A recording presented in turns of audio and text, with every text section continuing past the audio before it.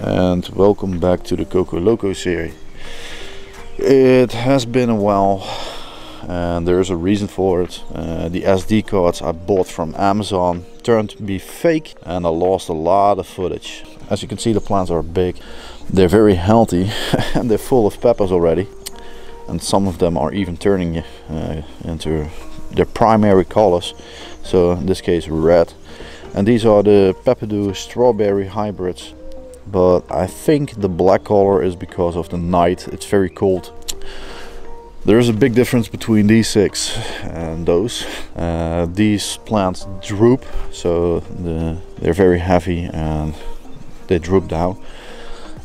These are the PePPer mixes.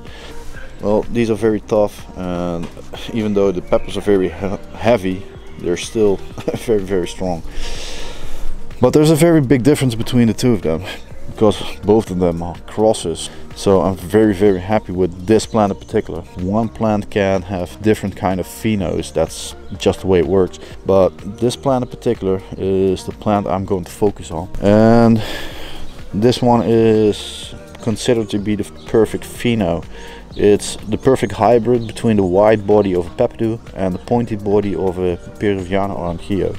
Also, these plants are very healthy and they're about 1 meter, maybe 1.20 meters high. A lot of times the bottom leaves are a waste of energy. Most of the time I wait until they get a little bit too big, or they turn yellow, or they get too much damage. But I know for a fact when you remove the leaves, they're gonna produce new shoots. Also, the bottom leaves, when they turn yellow, there's a nitrogen deficiency in the cocoa or in the potting soil. Because of a war in Europe, there's a lot of shortage because of import and taxes and inflation. Was cocoa. I do have a lot of cocoa actually, because I have cocoa over there. But it's from the Action and it's horrible quality. It's way too salty, so I had to remove it. I had to change these six with potting soil.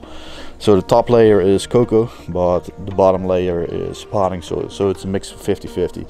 These, the PePPer Peruviano mixes, hybrids, are straight up cocoa, and they're way bigger.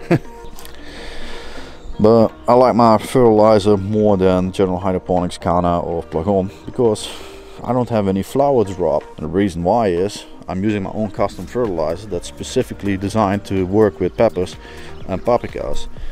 A lot of products you have to switch between grow to medium grow to late grow, then you have to go to transition. Most of the time when plants are producing flowers, when you go to transition and the nitrogen is too high, all the flowers drop, and it's considered a big problem because it doesn't produce anything. Also, I have seen a lot of people have the question about the V booster. Yeah, well, I'm using it, so it works obviously, and a lot of people are using it right now. So, and we're testing it with Patreon members, and they're very happy.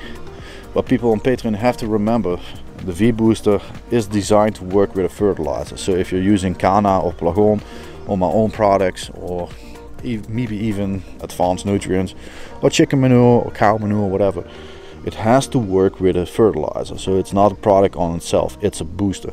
I have to use a lot of fertilizer because cocoa doesn't contain anything. It's completely neutral. So yes, I'm using a lot of fertilizer, but that doesn't matter. When the plants are not healthy and they don't want any nutrients, you're gonna see a lot of fertilizer burn, and obviously I don't have anything like that. Also, because I live in Holland, it rains a lot, and it's something that I have to take care of. When the roots are wet all the time because there's a lot of rain, I'm getting something that's called waterlogging, and it's actually when the roots are not able to uptake nutrients. So I have to be very careful with when it's raining a lot. However, I'm using root pouches, so the excess water can drain easily, and that's not really a big problem, especially with cocoa. It's very aerated and very loose. A couple of friends are using Peter's Professional and Yare fertilizers, and they have some problems with the plants. Obviously it's not my brand, but Peter's Professional and Yare are designed with the least amount of magnesium and no calcium. So when you're using products like that, you have to introduce magnesium and calciums. However, the product I designed for specifically peppers and tomatoes are designed with a lot of calcium and a lot of magnesium, so you don't have to introduce any kind of magnesium or calcium in all the 3 stages of growth. That's a big difference between my fertilizer and a lot of others. But still, Peter's Professional are perfectly fine fertilizers, but you have to keep in mind with the product that it's not designed with a lot of magnesium, and Peter's and Yare don't contain any kind of calcium. So a lot of people are getting calcium and magnesium deficiency with plants that need a lot of calcium and magnesium. Especially when you use something like a Waterfarm or Hydroponic, which is hydroponically, and you don't introduce a lot of magnesium or calcium, it's going to produce something that's called blossom to emerald. And it's a very serious problem. So I'm very happy with the results right now, especially with the hybrid between the Peruviano and the PePPer. Exactly the phenotype that I'm wanting to have. There's no color right now, but I'm hoping it's a little bit orange, maybe even yellow, but you never know. It's something that has to develop over time. And Peruvianos are obviously orange, but PePPers are red, and the red color is a dominant color. Also, I did get a question on YouTube from a person that asked why is the cocoa dry.